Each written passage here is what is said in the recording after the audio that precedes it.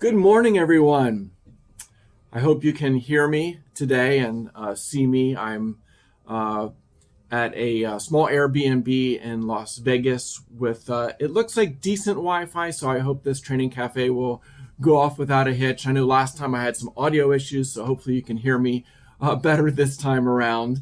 I hope you've brewed up some coffee and we will talk training and climbing. And pretty much today, I'm going to answer your questions. And I see a couple have been entered already into the comments box there. If you're viewing on the Training for Climbing YouTube channel, just type in a question as brief as you can, and I'll answer it here sometime.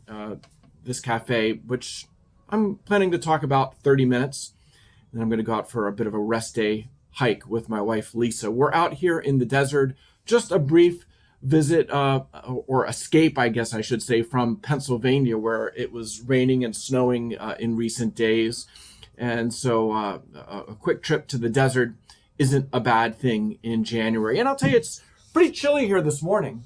You see, if I can get this to focus in on the distance here, maybe it won't want to focus in on the distance, but I'm in Summerlin, which is just a community outside Vegas, far from the strip, and only a quick shot, 10-minute drive really to get to Red Rocks and the Calico Basin and the craft bouldering area and all that good stuff. It's a beautiful place to be. In the winter, it's crisp for sure in the desert. Temperatures overnight drop into the 20s and 30s, but then by day get into the 50s, or I guess it was low 60s yesterday, which for me is perfect.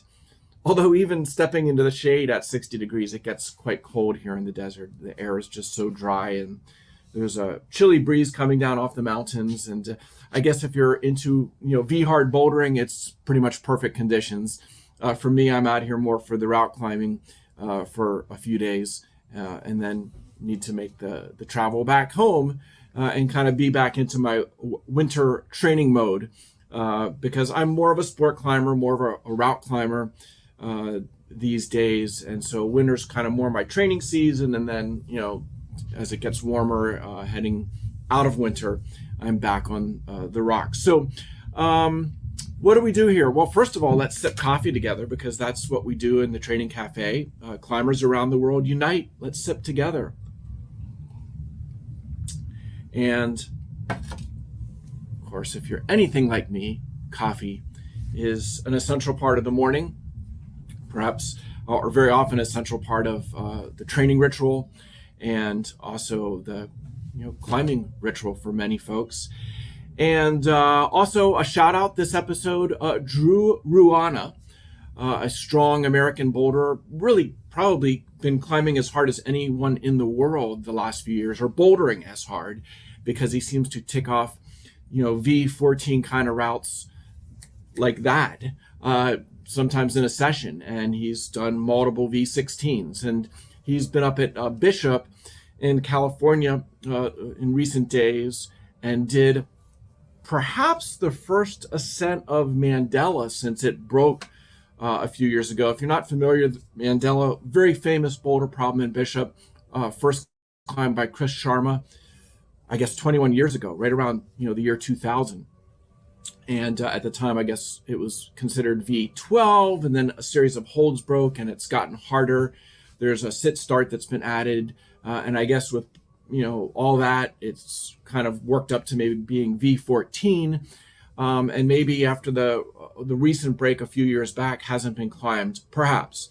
But Drew Ruana sent the thing a couple of days ago, and if you follow Drew on Instagram, there's some photos, maybe a video there as well. Drew, I'm proud to say, is a PhysiVantage athlete. He's been with us for a couple of years, and really, it seems like we have pretty much all the strongest American climbers on the PhysiVantage team these days, because you add in Daniel Woods and Jimmy Webb and Matt Foltz, and along with Drew, and then of course lots of strong route climbers and lady climbers as well.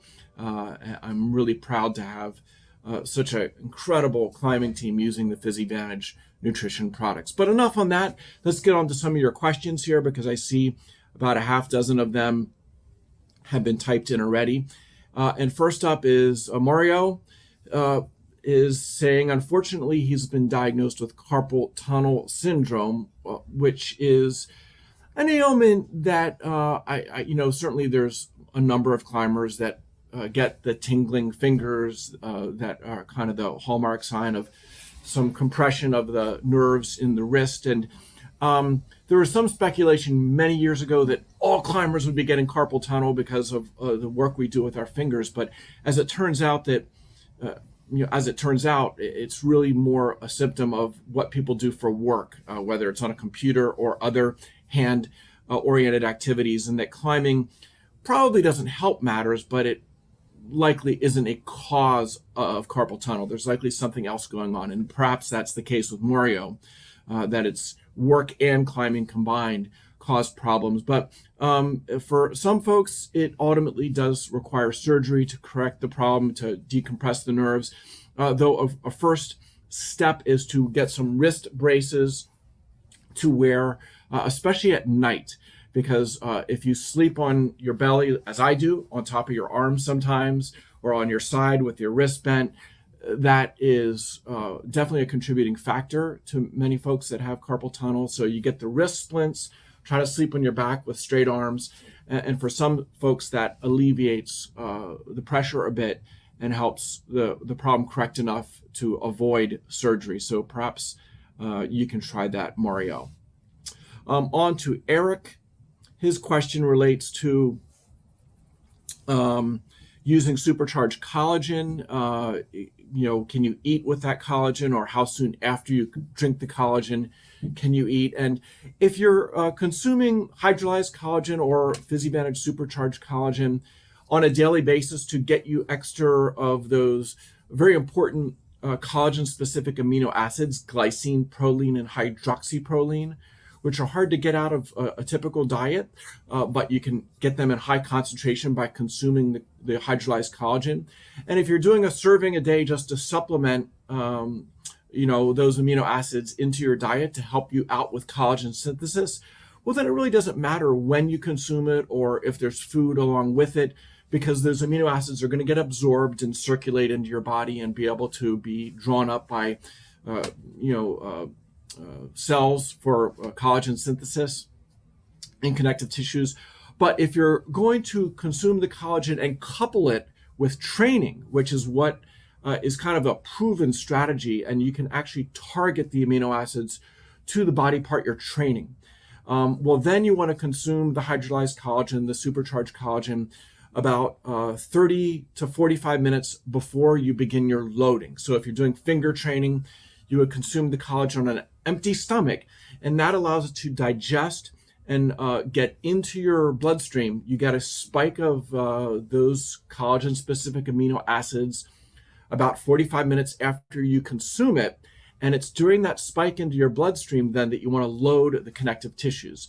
So if you're training fingers, or if you're rehabbing a finger injury, which sounds like maybe it would be the case with Eric, you do want to consume it on an empty stomach, not eat anything for an hour, but then go right into your rehab protocol or your training protocol, load the tendons that you want to draw up those amino acids, because the magic of consuming it before you train, before you load, is that connective tissues, tendons, ligaments, those pulleys, they're virtually avascular. There's very little blood flow to those tissues.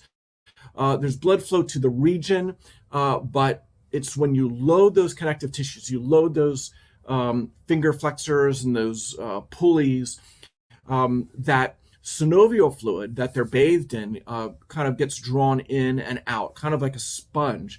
And every time you load the finger flexors and the pulleys, there's some fluid flow in and out of them. And that's actually how they are nourished. And so you consume the collagen, it digests, it moves through the bloodstream, it gets to, your finger area, and then, in the serum and the synovial fluid, as you load the tendons, it gets drawn in. And in that way, you can target it to a body part by consuming the collagen and then loading the specific body part. If you're rehabbing a knee or rehabbing an ankle, well, then you would consume the collagen and then do your knee rehab or ankle rehab. Whatever body part you load 45 minutes or an hour after consuming the collagen is going to preferentially get those amino acids drawn into those connective tissues that, by way of the loading and the sponge-like effect. And then it gives those tenocytes, the metabolically active cells that extrude collagen. It gets them the amino acids, the building blocks they need to make the connective tissue stronger. And the second part of Eric's question was, while injured, can you hangboard at a reduced, load? And the answer is yes.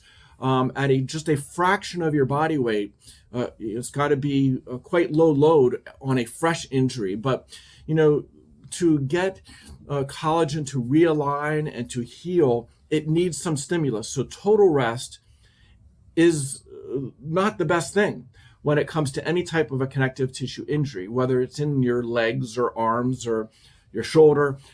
There needs to be some loading. There needs to be some rehab as part of the recovery process. That actually speeds up the recovery process as long as it's appropriate. If it's too heavy loading, if you get drawn into heavy duty finger training or bouldering, well, then that's not the ideal thing with a fresh injury. But it's got to be a lower percentage of your maximum voluntary contraction, and it's got to be appropriate and then gradually progressive over time. As you heal, you slowly increase the load and get you back to being 100%, hopefully faster, certainly faster than if you just rested and took time off. That's very old school, where you just kind of shut it down for a month and do nothing. Don't do that. You want to dial things back for a month or two, but still do the daily loading. And if you couple it with the hydrolyzed collagen, with the PhysiVantage supercharged collagen, you can accelerate the process. It's a proven strategy. Oh, and by the way, anybody viewing from Europe, supercharged collagen is now available in Europe. It is being distributed by the Epic TV shop and Banana Fingers online store. So that's out of the UK, but they will ship anywhere in the EU. I believe any customs or duties are built into the price that you see on their website.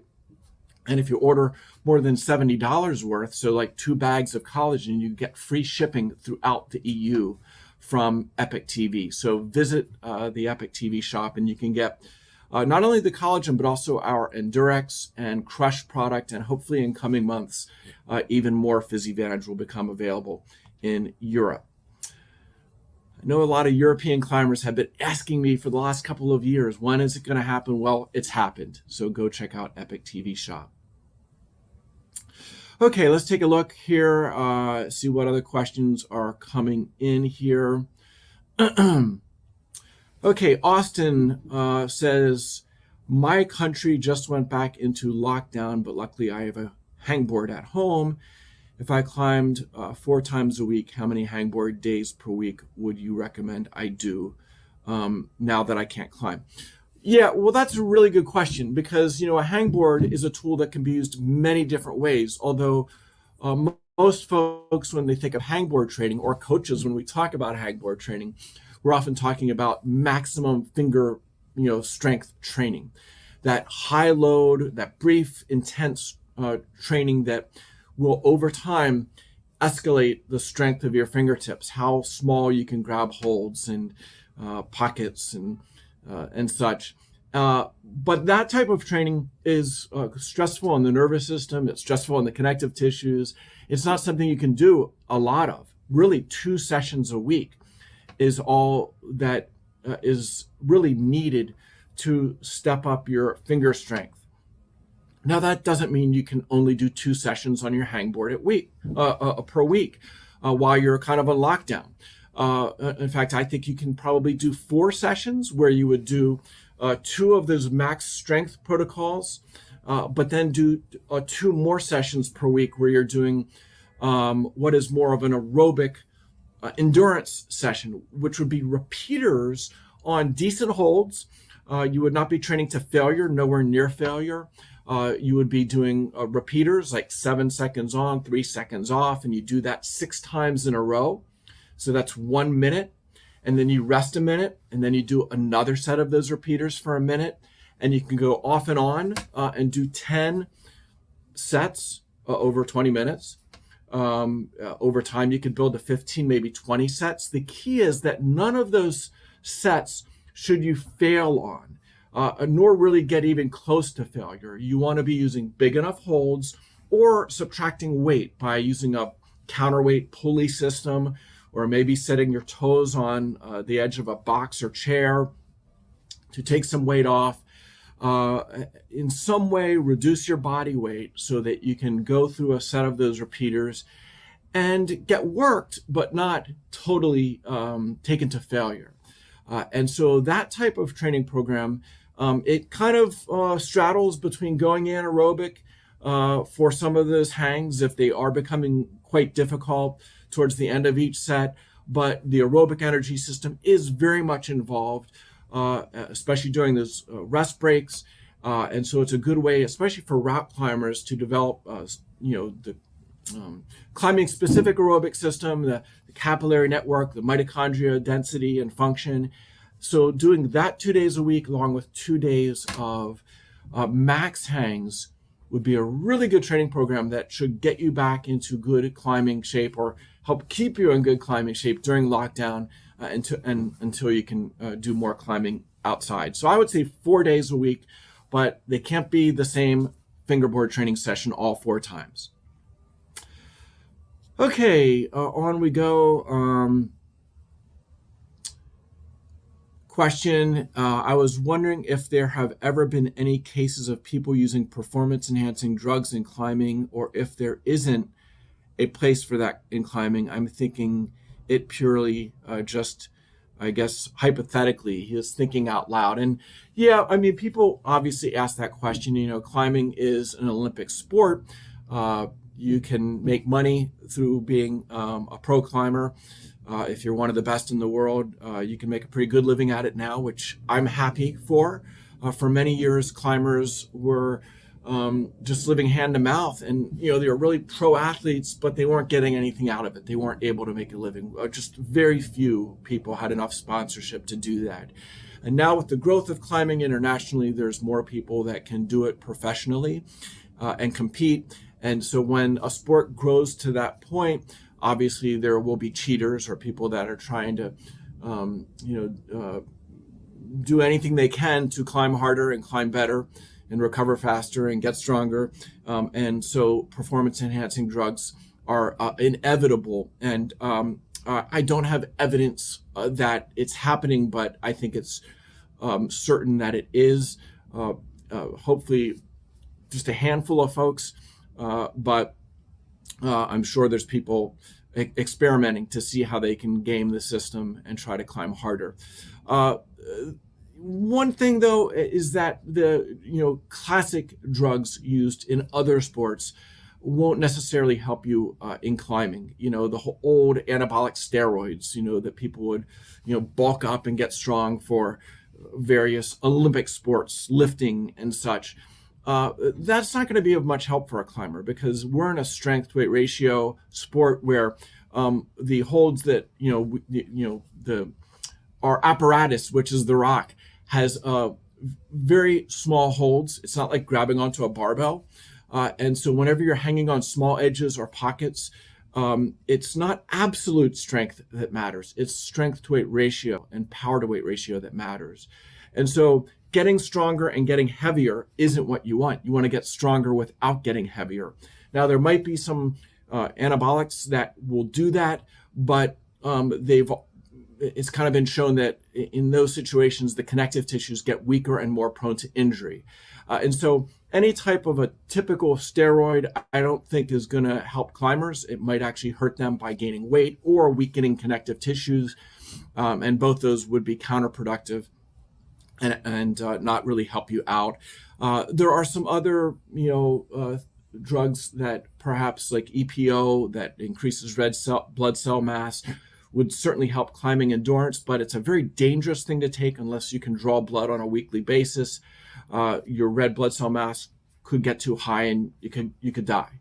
Your blood gets too thick. And I could go on and on and on. It's a topic that I'm pretty well versed on, but I don't think for health reasons nor ethical or moral reasons, just fair practice, I don't think climbers should really be going there. I would discourage climbers from going there. And really, one of the things that I was seeking with PhysiVantage Nutrition when I founded the company several years ago, it kind of started off me as an older climber in my 50s wanting to stay in the game as long as I could and climb hard and train hard because it's such a big part of my life and enriches my life.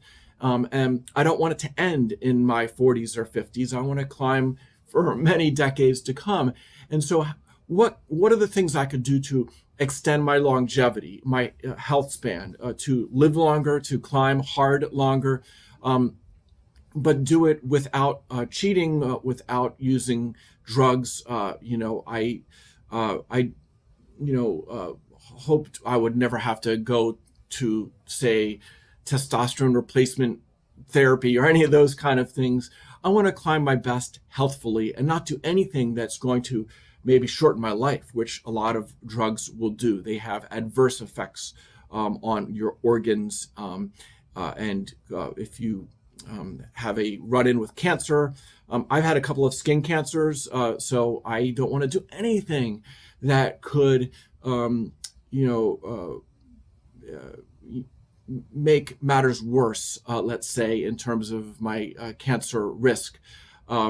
And taking growth hormone or testosterone, not only does it speed cell growth in muscles, but it speeds cell growth in anything bad that might be going on in your body. So PhysiVantage was about finding things to help me, my family, the climbers I train and coach, and now you eat more healthfully and supplement with effective, proven ingredients, natural ingredients, and our growing line of products does just that.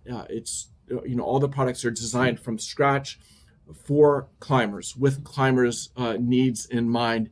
And if you haven't already, I hope you'll check out PhysiVantage.com to learn more about our growing line of products that are designed to healthfully enhance recovery, build strength, and help you climb harder and hopefully avoid injury and do better.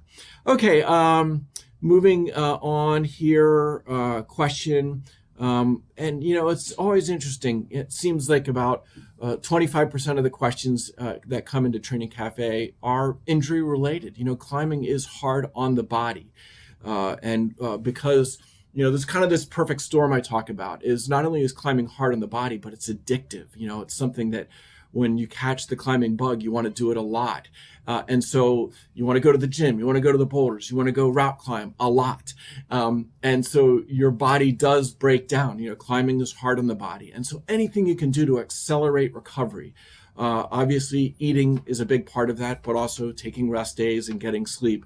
Those are all part of the formula for trying to avoid injury. But even if you're doing everything right, you can still come down with a tweak or a pain here or a pain there.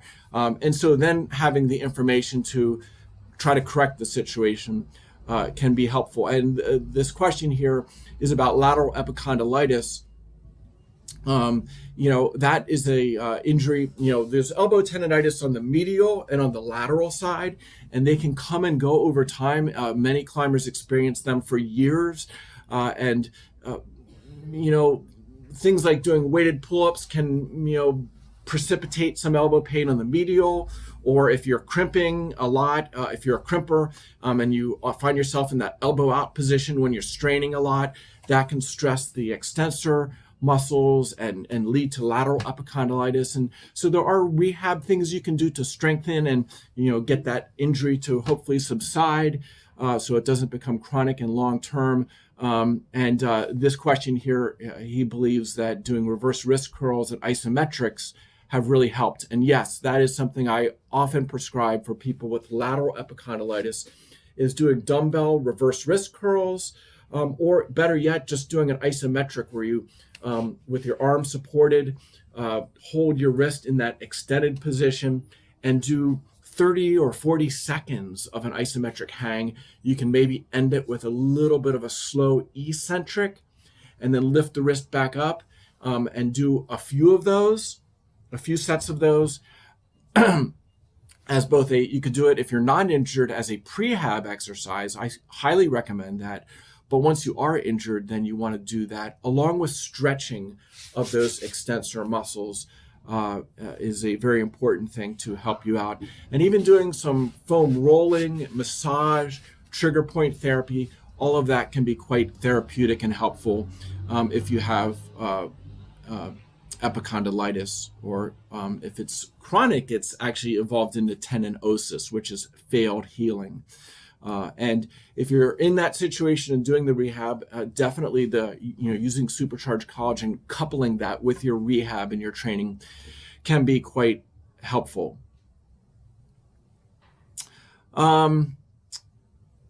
Okay, some comments about pulley injuries, finger pulley injuries. There's a lot of protocols around these days by different coaches and physiotherapists.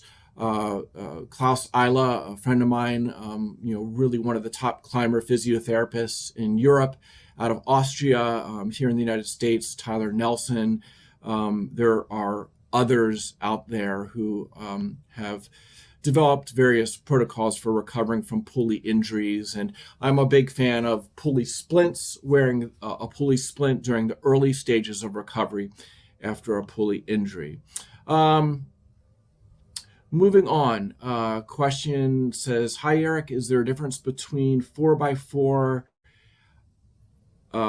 and repeaters physiologically? I can't do 4x4 for some reason.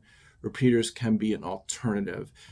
I assume you're talking about 4x4 bouldering protocol, which is a strength endurance, power endurance protocol, which of course not only is training the fingers, because you're bouldering, you're also training your arms and your core and your shoulders, and it's a very comprehensive approach to developing strength endurance for climbers. Repeaters on a hangboard, of course, you're just isolating the grip and training the finger flexors. And yes, they are both strength endurance protocols. The intensity that you train at, will determine, is it more anaerobic or more aerobic? If you're doing the 4x4s or repeaters, where it's quite submaximal, you're selecting the routes, or on the hangboard, you're selecting the holds where you can go through the 6 hangs or the 4 boulder problems, and they're not exhaustive. Well, then that would be mostly aerobic energy system powering that.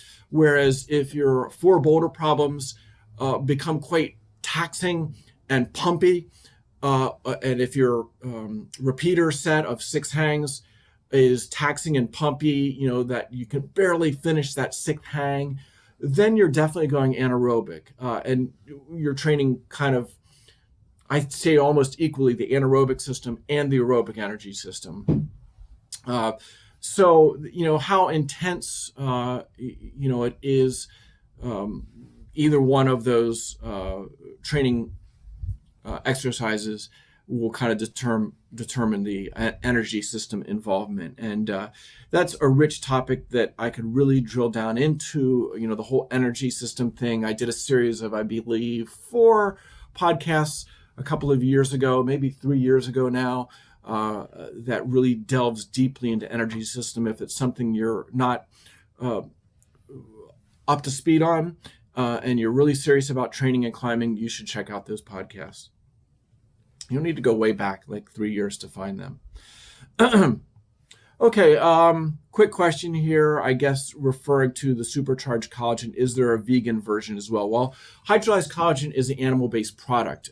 It's pure protein from animals. It's refined to be very pure and digestible, and to give you those high collagen-specific amino acids that are needed to, as building blocks to make new collagen, synthesize collagen in your body.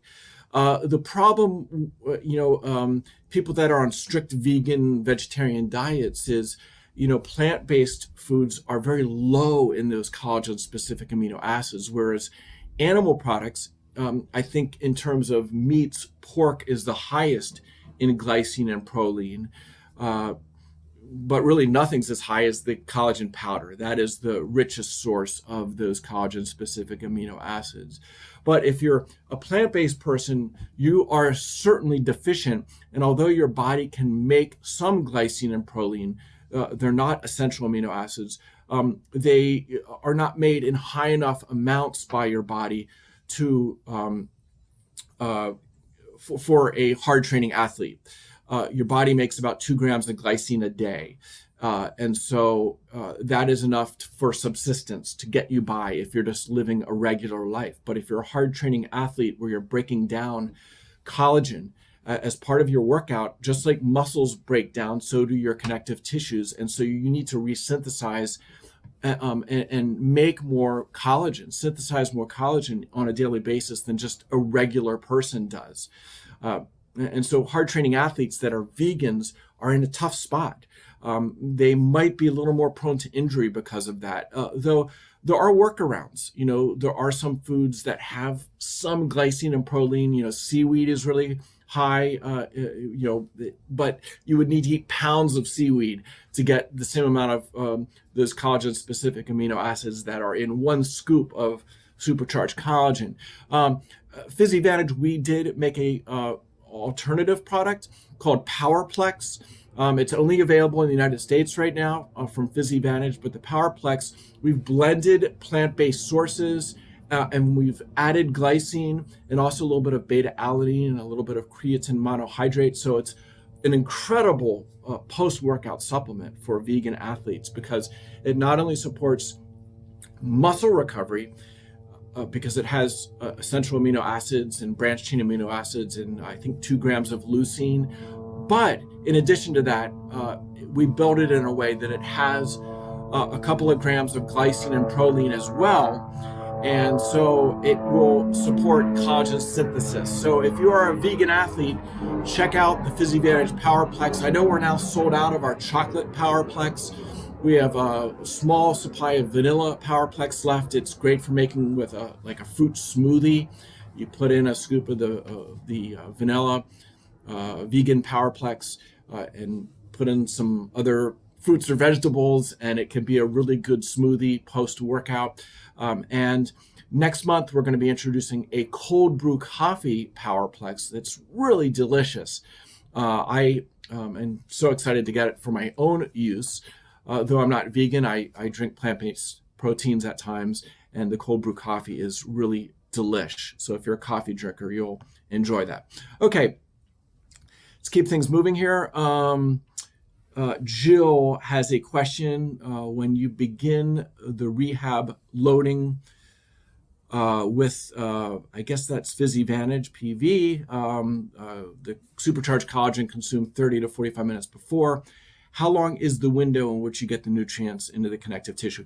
Yeah, there's actually a couple of good studies where they actually, Keith Barr out of UC Davis, he would have people consume hydrolyzed collagen, and then he would do blood draws every 15 minutes and see that arc. And there's a very sharp, if it's on an empty stomach, you consume the collagen and that spike hits a peak at about 1 hour. So that's the perfect time to do the loading.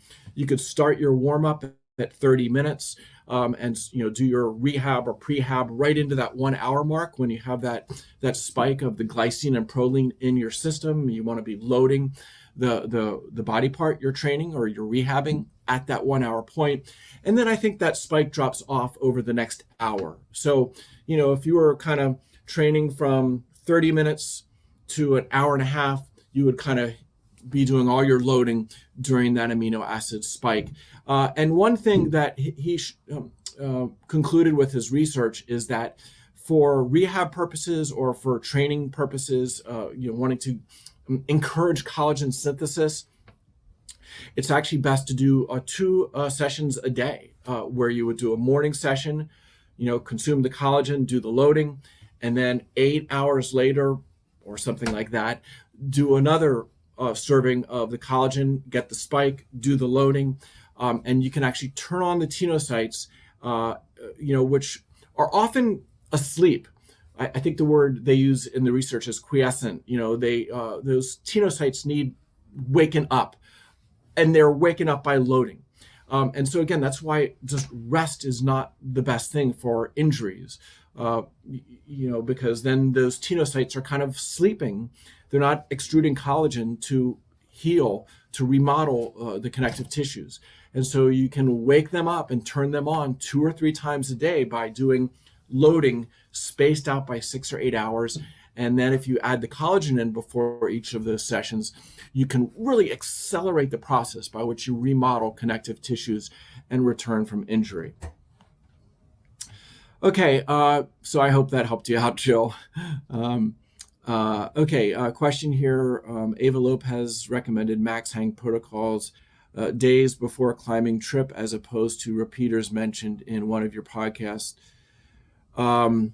She mentioned repeaters would be a neurological adaptation. I don't think so. I mean, I'd want to see where Ava said that. I'm not questioning you. I just, the research can be literature lost. Ava is a friend of mine. I've met her a number of times and, interacted with her at research conferences. She doesn't speak the best English, and I'm not putting her down for that because I speak almost no Spanish. So she's ahead of me on the language game. Max hangs is very hard on the nervous system. That is what you're training when you're doing max hangs. It's the last thing you'd want to do the day before a trip. You would be heading into your climbing the next day with a degraded nervous system, which if you do a hard max hangs workout, it sometimes takes me 4 days to get completely back when training max hangs. So, before a trip, you want to taper your training. You can do a little bit of high intensity training. You can certainly do some aerobic training for circulatory effects in the days leading up to a trip. But in terms of doing heavy duty max hang training, like a full on max hang workout, you would want that to be, 3 or 4 days before your last, if you're going seriously performance climbing, you would want to have that backed out by several days. If you look at powerlifters, weightlifters heading into a competition, they will do their last max lift, like a simulation of competition where they're doing like a PR, a 1 repetition max type lift. Sometimes it's 7 days before a competition that they do that because it's so taxing on the nervous system. And so while they will do some lifting in that taper period leading up to their performance, they're not doing anything fully maximal, fully at their limit, fully like at competition extreme. But the workouts are getting shorter. You're keeping some intensity, but they're getting shorter as you taper. And in terms of repeaters, well, it depends, how hard the repeaters are. If you're really pushing the repeaters hard and doing many sets of them, then that is not only anaerobic, but it is also taxing on the nervous system. But if you're doing repeaters at less than body weight, that's more of an aerobic, climbing specific aerobic workout for your finger flexor muscles. And it's not so hard in the nervous system. And you could do that a day or 2 before a trip. And so, it's a complex topic, and it has to do with, just how intensive the loading is, how extensive the loading is, how much volume there is. But when in doubt, heading into a climbing trip, less is more, and you can't cram when it comes to training. That's a mistake a lot of younger climbers make. I made in my early days, thinking I could cram training before a trip. And the best thing you can do before a trip is get well rested and get fully recovered, right? And get sleep and proper nutrition, and allow yourself to recover completely to peak from the hard training you've done in the previous weeks. Okay, so again, Bay Rock climber, not trying to shoot you down there. I'm just saying I think there's more to the story and maybe some, confusion, maybe on what Ava wrote or maybe on how it was interpreted by you. And so that's something to circle back and sort out. Okay, question from Cheryl, just started climbing. And we have somebody with a leaf blower here outside my Airbnb in Vegas. Any advice for somebody 2 years into climbing? Yes, the advice is to have fun climbing pretty much as you can. Now, you don't want to be climbing 7 days a week, but if you can get to the gym or outside 3 or 4 days a week, climbing is a skill sport. And like other skill sports, whether it's, golf is a skill sport for sure. Um, and I don't know, tennis, and there's a lot of sports out there that you don't need to be physically the biggest, strongest person, but you do need to be the most skilled you can be to do well. And skill sports, or playing an instrument, that's a skill event. And so practice is important. Time spent practicing, and so going to the gym, going to the crags, and climbing, and doing a lot of it sub-maximally. I think a mistake that a lot of people in their first few years make is they go to the gym, and you're getting better quickly, and that learning curve is very steep, and so you get addicted to that rapid increase in ability, and you think that you have to always go to the gym and be pushing the limit and trying to climb your hardest routes. And really, I am a big believer, I've been coaching for many years, that you should spend 80% of your climbing time practicing. Let's call it practice. When you're climbing below your limit, it's practice. When you're climbing at your limit or trying to push your limit, or you're hanging on a route, working moves, or bouldering at your limit, that is more performance. When you're out there, that's like a weightlifter trying to do a 1 repetition max to see what their level of high performance, or an athlete being in competition, a football player on a Sunday, or a golfer on a weekend golf match, or a tennis player at a tournament. That's performance. And so when you go to the gym or crags and you're trying to boulder at your limit or climb at the limit, it's performance. It's not practice. Practice is where you're thinking about movement and you're not really concerned about the performance outcome. And so if you slip off a move that's not at your limit, big deal. You will go and try it again and adjust your body position. It's about learning and developing skilled movement and learning to relax more. That's a big part of climbing is, newer climbers and even some veterans at times, you get anxious or scared and you start to overgrip and you get tight to your shoulders and your back and you start to hold your breath and your legs get tight and everything gets rigid and mechanical, right? You know what I'm talking about. And when you're like that, you're wasting energy. It's like, it's like just having a hole in your gas tank of your car.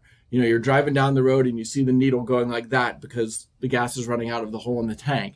And that's you if you're a tight, tense climber. And so learning to be smooth and fluid and relax and having control of your emotions and your internal state, and knowing when to bear down and try hard and knowing when to relax.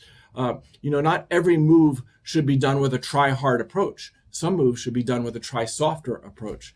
And so that's what practice is all about, is learning when to step on the gas and get aggressive and dynamic, and when to relax and try to finesse your way and flow through the moves.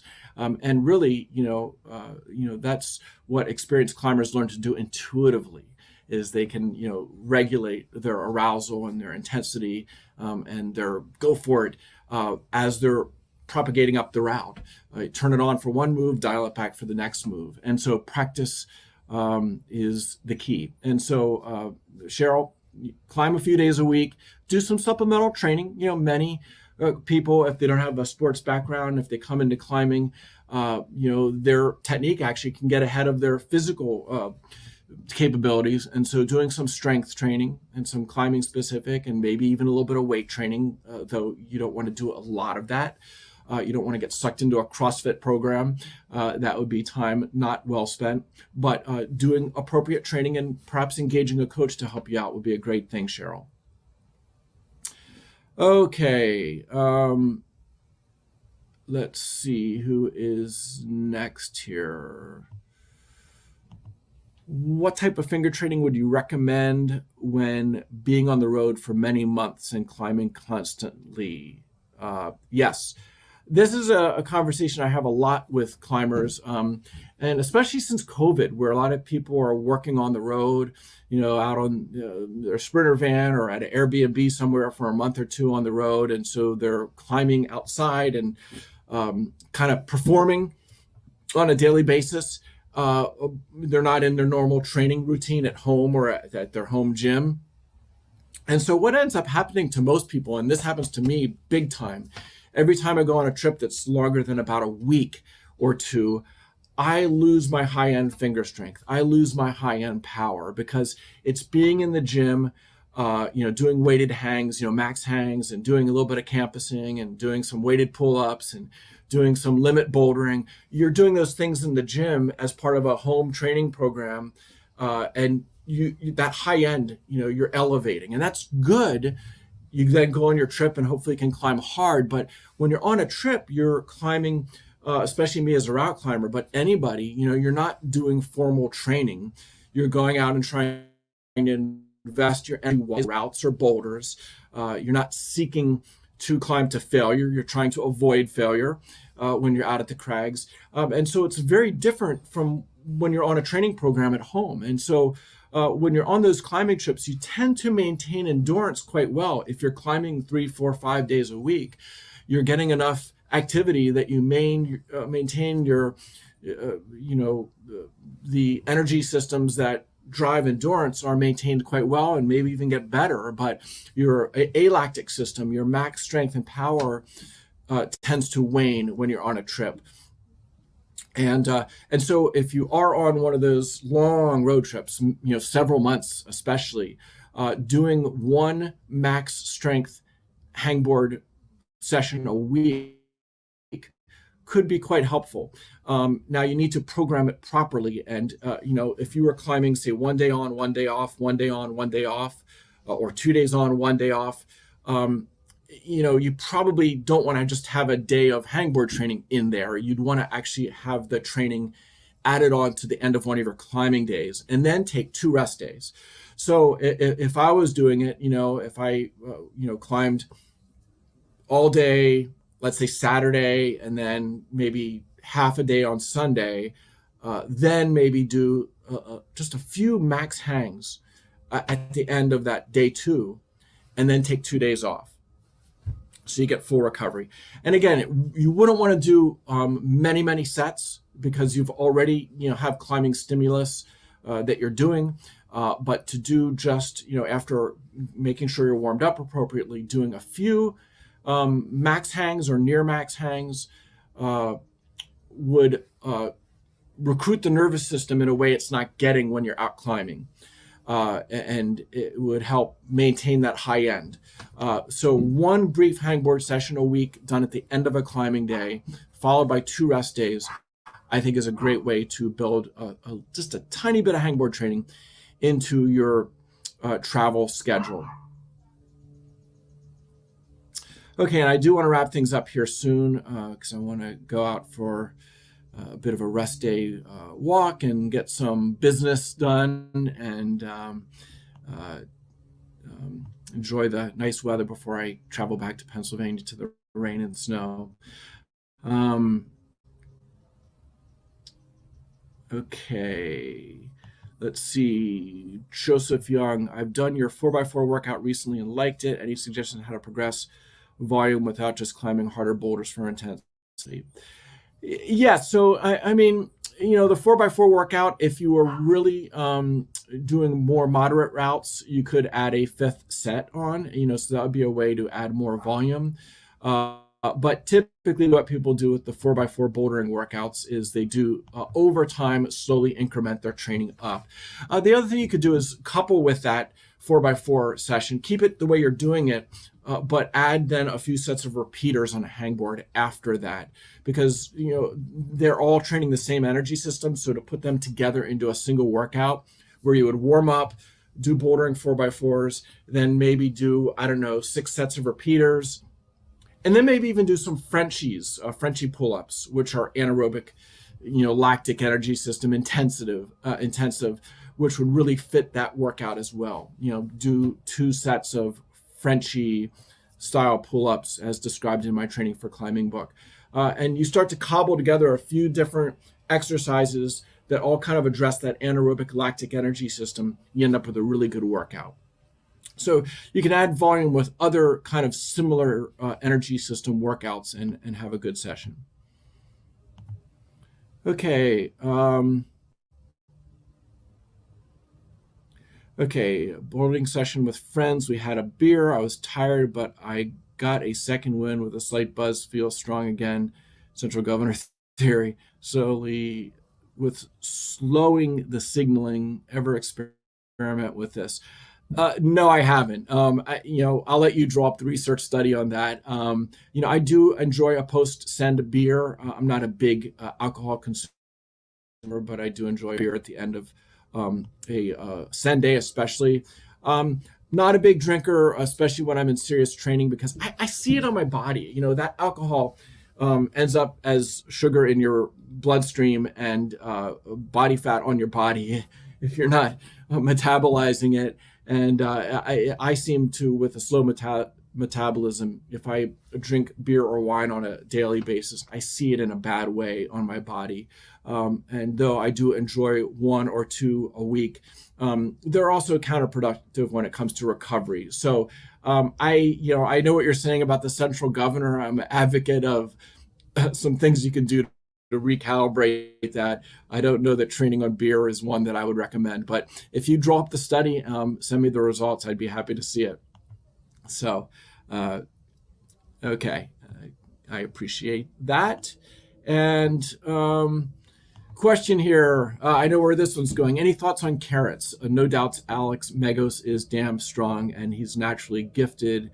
And so what about carrots for power? Well, first of all, I know Alex quite well. I met him on his first trip to America a decade ago before anybody heard of Alex. I climbed with him at the Red River Gorge and instantly knew that he was the real deal and a really nice young man as well. And I've seen him both in Germany and here in America over the years a few times, and his coaches are good friends of mine. And the Carrots for Power thing is really fun, and it's neat that Alex has turned it into kind of a catchphrase and even a bit of a fundraiser. That's really, really neat. But there's honestly no magic to eating carrots. Of course, they are a good source of vitamin A. And I think Alex is a big carrot eater because he understands the importance of strength to weight ratio. And so if you are an elite strength to weight ratio athlete, whether it's in gymnastics or climbing or you could name other events, then it's just not, we're not in a eat anything goes sport. We're just not. You can climb recreationally and eat anything, but if you're going to compete at the highest level in a strength to weight ratio sport, every pound makes a difference. And so those elite level climbers have to watch their diet very, very carefully. Certainly there's some people that cross to the dark side and develop eating disorders, and that's a terrible thing. But it happens, unfortunately, in these strength to weight ratio sports, which climbing is. And so while I don't think that most climbers need to be obsessive about dieting, you want to eat healthfully, obviously. Make sure you're getting 80 to 100 grams of protein a day so your body and your muscles and connective tissues can recover. If you don't get enough, you're going to get injured. So in any case, long story short, people that are trying to control their eating, things that require a lot of chewing, like celery and carrots, and foods like that have virtually no calories or very little calories, so you can eat endlessly, might be a source of power. If you can replace eating potato chips with eating a carrot, or replace eating other junk foods or snack foods with carrots and celery, it can give you that satisfaction of chewing and getting some fiber into your belly and food into your belly, and get you through the day without excessive snacks. And then just eat your meals just right, which Alex does. And so when it comes to strength to weight ratio, he's about the closest to being off the charts in climbing. And nutrition is a big part of it, along with proper training. Alex does run some, for both the generalized aerobic conditioning and I assume to burn calories off as well. And so if done as Alex does it, yeah, carrots for power, because, power in our sport is about power to weight ratio. And so the carrots address the weight part of the ratio, equation. They're not doing anything to help the power part of the equation. Okay, I want to see if I can blow through these last ones really quick here. Is toe dragging a bad tactic, or does it help with body tension? Yeah, I think all climbers at times, will skid their toe a little bit. It does can help prop you and provide some tension in certain moves.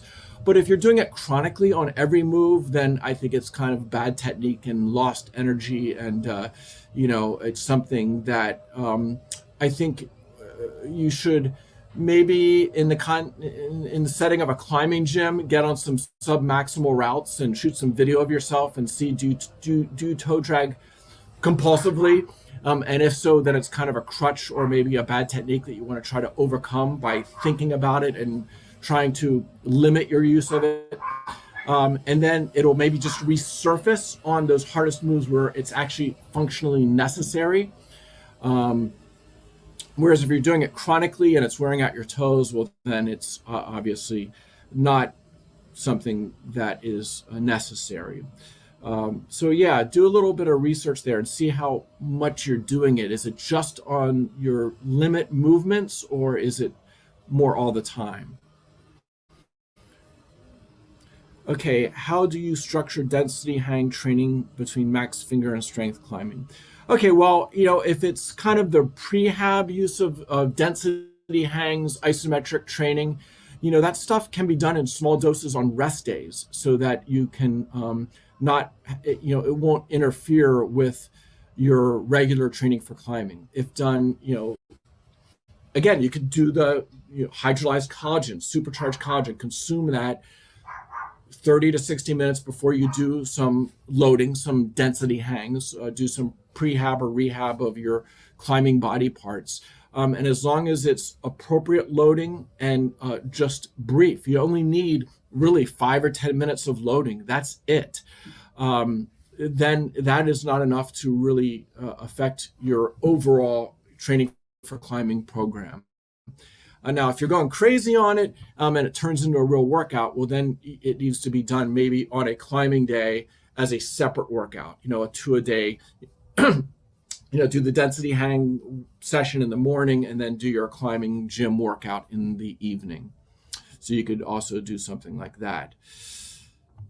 Again, training, I can't say it enough, how much to do it right, it needs to be personalized for, well, obviously the time you have available and how often you can get to the gym and do these things, but also personalized for your loading history, your injury history, your climbing strengths and weaknesses, just how good of a climber you are. A newbie isn't going to train anything like somebody that's been doing it for 5 or 10 years. And so, the goal is to hopefully become a really good self-coach through, kind of educating yourself and listening to Training for Climbing podcast and Training Café videos. But also I'm, also encourage people to engage a coach. If you have a good veteran coach, then that can be quite helpful as well. Okay, so with strength training, we can track our progress by recording weights and hang times. What are some ways you can objectively measure progress in our technique? Yeah, that is more challenging because, when you're doing weighted hangs or lifting weights, you can track all that stuff. And I love metrics. They're very important to keep. I even track minutes of climbing. I do much of my training at home on a tread wall, on a bouldering wall, and I track minutes of climbing and the intensity that I'm at for those minutes. And you can even use heart rate as a little bit of a marker for that, though heart rate's not as accurate with climbing as it is with running because we hold our breath in climbing occasionally when we're doing hard moves. And your heart rate is way more irregular in climbing than it is in a steady state sport like running or biking. But yeah, so there's a lot of things you can track with climbing. But the movement, how do you track that? Well, there's been some research studies. If you Googled geometric entropy and climbing, you would find some studies. I think a few of them were done by Dr. Watts, who's one of the fathers of climbing research. He's now retired, but he and a few Europeans have followed up on it, where they track your center of gravity as you move up a route. You use a video tracking system, and tracking your center of gravity as you move up a route. In the studies, they would do climbers of different experience levels, and then they would have climbers repeat the route. And as they got more efficient, you would see that path, getting more refined. There's less back and forth. There's less up and downs. Your track becomes more efficient, your movement more economic. And that's ultimately how you track climbing technique, is how economic are you? How many, like in the context of a car, how many miles per gallon are you getting? And when your car is running smoothly, the engine and the tires are properly inflated, and the windows are closed and the air conditioner is off, all those things that cut down drag, you get your best mileage.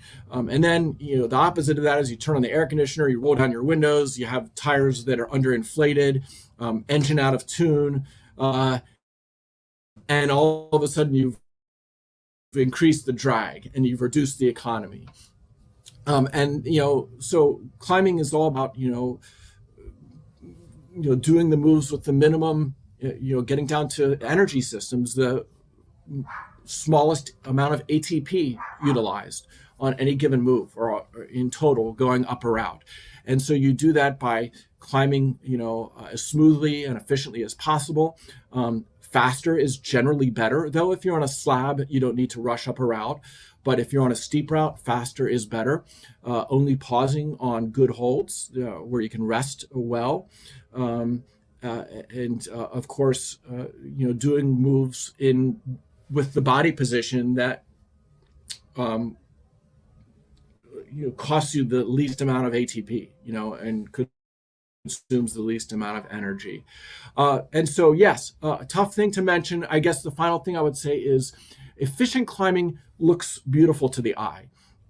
Like most athletes, skilled movement, whether it's on ice skates or just watching a really efficient runner is a beautiful thing, how they glide down the road. As opposed to somebody running with poor technique. Efficient movement tends to be quite beautiful to the eye, and so there's a subjective, I guess, way to measure things. If you shoot video of yourself and see yourself kind of grunting and thugging up a route, those rigid movements and skidding feet, and that's inefficient movement. And then you shoot a video of yourself going up the route after you've practiced it a few times, and you twist and turn and glide through all the moves, and you're not straining and stressing and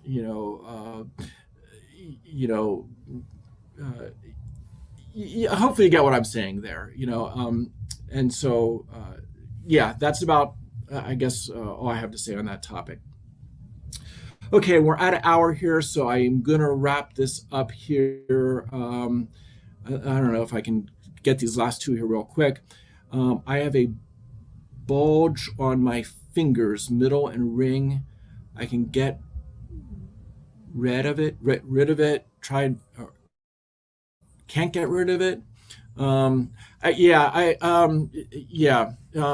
not sure what you mean by a bulge. Sometimes when you get a pulley injury, as it heals, the collagen gets thick and it feels like there's like a grain of rice underneath your finger. And if that's what you're talking about, like there's a little grain of rice, that might just be scar tissue, collagen scarring that's come in, and that may be there forever. Now, there could be some other things going on. I mean, you can get ganglion cysts in your hands I'm not sure if you can get them in your fingers where synovial fluid leaks out. That could cause a bulge. I would recommend you see a doctor, especially if it's symptomatic, if it's hindering your climbing, if it's painful. You should see a doctor. No anti-inflammatory, MSM, collagen is going to fix an issue like that. First of all, you need to find out, is it just, benign scar tissue that is healed, in which case you're fine to continue on with your training and climbing, or is there something still going on there that needs to be addressed? And so that's where I would recommend seeing a doctor. I don't know that there's a quick fix to that. Okay, appreciate the kind words there, Nil. And sounds like you are a vegan athlete, want to consume the PhysiVeg PowerPlex. Again, our products are available to you in Spain from the Epic TV store and the Banana Finger store. Unfortunately, the PowerPlex is not available yet, hopefully later this year, but we're kind of ramping this up one product at a time. Right now, there's 3 PhysiVeg products available to European climbers from the Epic TV store.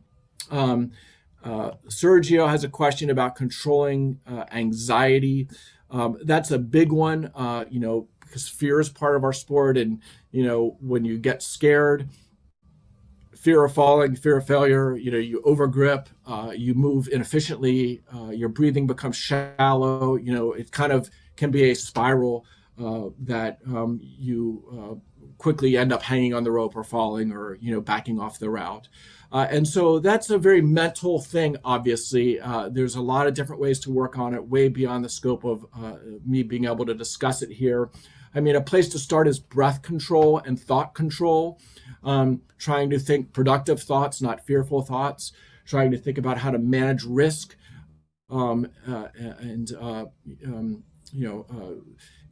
keep control over your breathing, relax through your muscles as often as you can as you climb. And there's many techniques in my book. Training for Climbing is a chapter on mental training, but I have a whole book called Maximum Climbing, which is about mental training and mastery. And there's many exercises and tools in that book that will help you rein in your emotions and control anxiety and become more of a master climber, which those are all things you need to do to end up climbing your best. And I guess the last thing here I'll load up here is from Colo. Heard this podcast during my Max Hang session, always great. And okay, so he's giving me a thank you, and I appreciate that, folks. It's been a long training cafe here from Vegas. It's time for me to go hike in the desert a little bit and then to come back and get some work done and then go climb again tomorrow, because I'll be back in Pennsylvania soon enough in the terrible weather. So I'll be back in training mode, perhaps like you are. So with coffee raised high, I wish you a good week, and I'll probably see you again in 2 weeks for the next training cafe. I will be back in Pennsylvania and will be ready to answer more of your training questions. I hope you found this helpful. Until next time, be safe, be strong, climb on.